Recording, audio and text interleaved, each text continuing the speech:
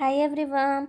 In this quick tutorial I will show you how to upload a profile picture in your Traveloka app.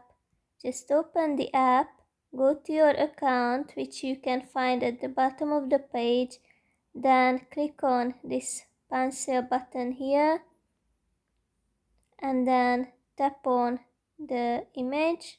Here you can take an image with your camera or upload from the gallery. I will choose the next one, the last one, like this image. Now we have to adjust this frame, not like that. Okay, so it takes some time, but it will be alright. And click on done.